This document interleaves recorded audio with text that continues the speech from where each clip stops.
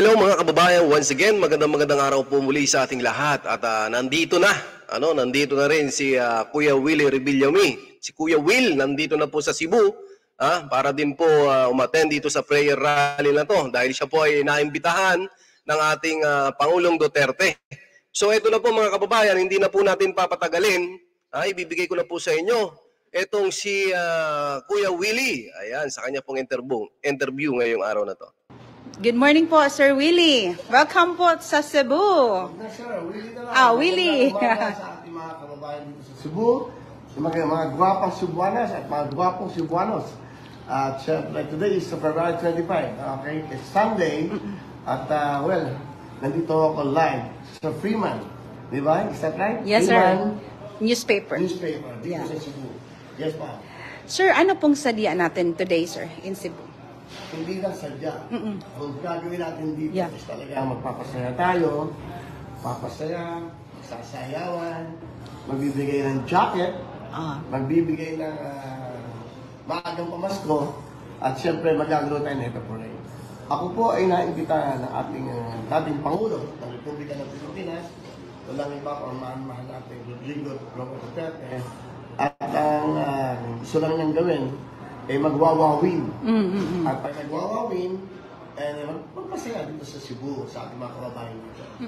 At mamaya po yan, alas 5, sa Kasadya. Tama? Yes, sir. Kasadya. Sa SRP. Sa SRP. In front of New Star. New Star. So mamaya po ng mga alas 5, medyo hindi na masyado mainit, yung gustong sumayaw, gustong mapili na mag-recapray, meron aking green jacket, at yung mga maglalaro, you have a chance to win. May kumbaga ng pagkakataon kayo manalo ng 20,000 cash. Wow. Pero pag natawag kayo, meron kagad kayong 2,000.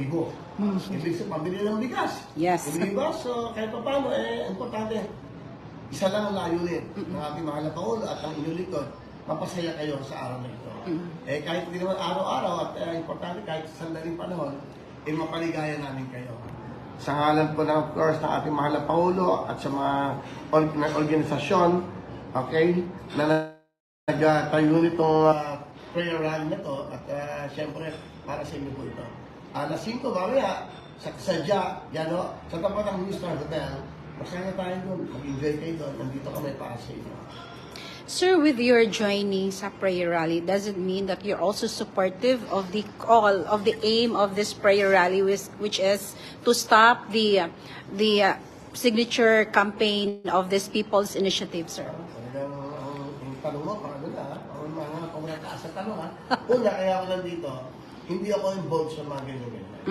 Ang involvement ko is magpasaya sa ating mga kababayan, not just in Cebu, not just in Davao. It can be all over the Philippines. So, hindi naman ako involved sa gobyerno. Hindi naman ako involved sa politika. So, ang hangarin lang talaga, sabi nga ni mahal na Pangulong Rodrigo Duterte, magpasaya. Gusto namin maging masaya yung mga kababayan natin. Kaya yung programa Wawawin, ang inimbitahan at ang inyong lingkod. Yun lang, mag-head to ray. Yun lang. Regarding doon sa comment about the initiative, wala ka na doon. Hindi ako involved dyan kasi wala naman ako sa politika. So sir, mamaya sir, sino-sino yung mga kasama mo, sir? Wala ako lang. And then the dancers. Kasama ko, Wawawin Go Girls Dancers. At ang inyong lingkod, alam mo kasi ang programa Wawawin, walang bidang artista, walang bidang host. Ang bida kayo. Kayo naglalaro, kayo nagpe-perform, kayo nagkukwento ng tunay na buhay nyo. Hindi teleserye, walang direktor. Di ba? Yung doon lumalabas sa inyong mga mata, galing sa puso. So ang programa Wawawin, programa ng bawat Pilipino. So mamaya, alas 5 sa Kadsawan, yan po SRP, tama ba? Yes. Kasadya sa SRP. Kasadya? Sa SRP. Sa SRP. Ulitin nga. Mamaya po, alas 5, makita-kita po tayo live. Makakapiling ko kayo, makakapiling sa Kasadya SRP in front of New Star Hotel. Kasama niyo po ang dating mahal na Pangulo, ang inyong lingkod. Ang importante, kayo. So ayan po mga kababayan, narinig po natin mga kababayan, hindi lamang ito tungkol sa PI at nandyan din ay magpapasaya po ang ating Kuya Will. Ay kilala nyo naman po yung programang Wawawin na talagang nagpapasaya, talagang nagbibigay din ng tulong sa mga kababayan nating Pilipino. Dahil po sa programang ito ng Wawawin ay ang bida po dito, katulad nga po ng sinabi ni Kuya Willie, ay ang mga ordinaryong Pilipino, yung mga kwento natin sa buhay.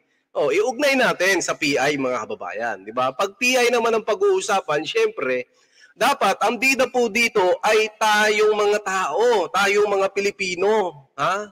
Tayo po dapat ang nangunguna sa pagpapapirma ng People's Initiative at wala pong mga politiko. Yun po ang tunay na People's Initiative.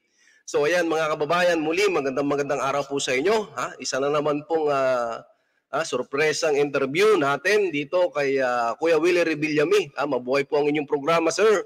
At ingat po kayo dyan sa Cebu. Sa mga kababayan po natin na dadalo dyan, muli nag-imbita po si Kuya Willie alas 5.